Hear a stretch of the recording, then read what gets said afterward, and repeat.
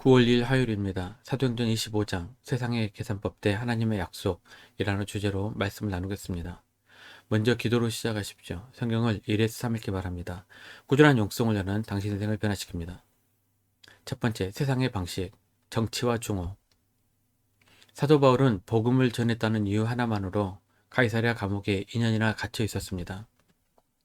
전임 총독 벨리스가 떠나고 베수도라는 새로운 총독이 부임하면 무언가 달라질까 기대했지만 상황은 조금도 나아지지 않았습니다. 베수도는 부임한 지 사흘 만에 유대의 중심지인 예루살렘으로 올라갈 만큼 열심히 있는 관리였습니다. 유대의 종교 지도자들은 2년이라는 시간이 흘렀음에도 조금도 변하지 않았습니다. 그들은 새 총독을 만나자마자 가장 먼저 바울을 고소합니다. 3절입니다. 베수도의 호의로 바울을 예루살렘으로 옮기기를 청하니 이는 길에 매복하였다가 그를 죽이고자 함이더라. 유대 종교 지도자들의 마음속에는 여전히 바울을 향한 살이가 가득했습니다. 그들은 예전에 시도했던 것처럼 바울을 예루살렘으로 이동하게 하여 자객을 숨겨두었다가 암살하려 했습니다. 이것이 세상의 방식입니다. 겉으로는 정의와 재판을 외치지만 속으로는 자신의 기득권과 이익을 위해 살인을 계획합니다. 이들은 사람을 죽이는데 혈안이 되어 있습니다. 2년이라는 시간이 흘렀지만 있기보다는 오히려 더 교묘한 계획을 세우고 더 철저하게 준비를 했을 뿐입니다. 이는 우리에게 중요한 영적 교훈을 줍니다. 복음을 향한 세상의 적대감은 쉽게 사라지지 않으며 우리는 늘 영적으로 깨어 있어야 한다는 사실입니다. 며칠 후 재판은 가이사라에서 열렸습니다. 유대인들은 또다시 여러 가지 제목으로 바울을 고발했지만 단 하나의 증거도 되지 못했습니다. 이에 바울은 담대하고 간결하게 자신을 변호합니다. 8절입니다.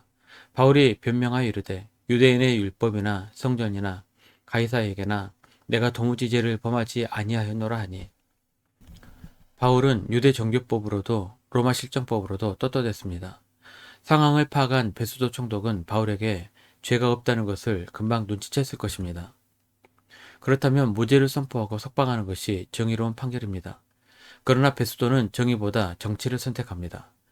9절 상반절입니다. 베수도가 유대인의 마음을 얻고자 하여 그는 유대 지도자들의 환심을 사기 위해 바울에게 예루살렘으로 올라가 재판을 받겠냐고 묻습니다.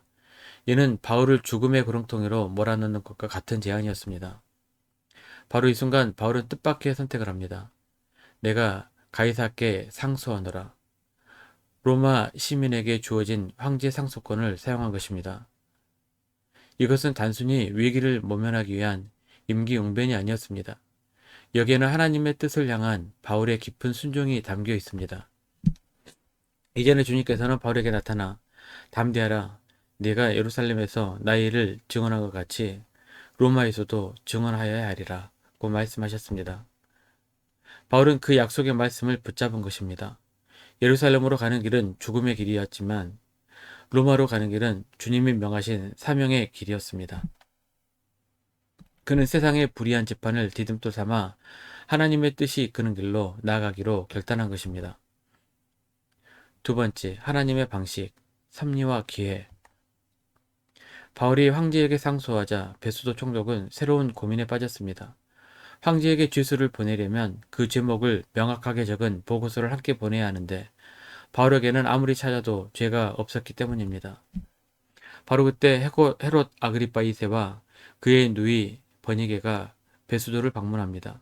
아그리파 왕은 유대인의 간섭과 종교 문제에 정통한 사람이었습니다.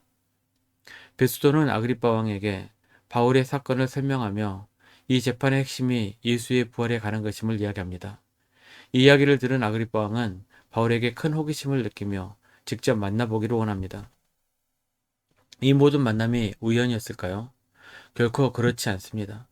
베수도의 정치적 고민과 아그리빠의 시기적절한 방문은 모두 하나님의 크신 계획 안에 있었습니다.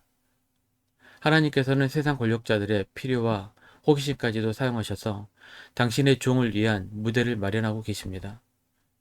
바울이 스스로 왕을 찾아가 복음을 전할 수 있게 해달라고 예언한 것이 아닙니다. 하나님께서 왕과 총독을 바울 앞으로 이끌어 오신 것입니다. 이것이 바로 하나님이 일하시는 방식, 곧 섭리입니다. 다음날 공식적인 청문회가 열렸습니다. 23절입니다. 이튿날 아그리빠와 버니게가 크게 위험을 갖추고 와서 천부장들과 시중에 높은 사람들과 함께 접견 장소에 들어오고 베수도의 명으로 바울을 데려오니 크게 위험을 갖춘 사람들 앞에 초라한 제수복을 입은 바울이 섰습니다. 베수도는 청문회를 시작하며 자신이 바울에게 죽일 죄를 찾지 못했음을 다시 한번 경포합니다. 그리고 아그리빠 왕에게 이 사람을 신문하여 황제에게 보낼 상소 이유를 찾는데 도움을 달라고 요청합니다. 세상의 눈으로 보면 이 자리는 죄수 한 명의 죄목을 찾기 위한 정치적인 행사였습니다.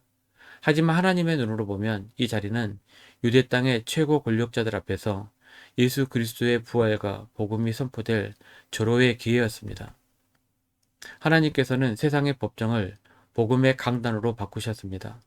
바울에게 주어진 가장 큰 시련의 장이 가장 영광스러운 사명의 장으로 변하는 순간입니다. 바울은 죽음의 위협 앞에서 자신의 안전이나 인간적인 방법을 택하지 않았습니다. 그는 로마에서도 증언하여야 하리라는 주님의 말씀을 붙잡고 그 말씀에 순종하는 길을 선택했습니다.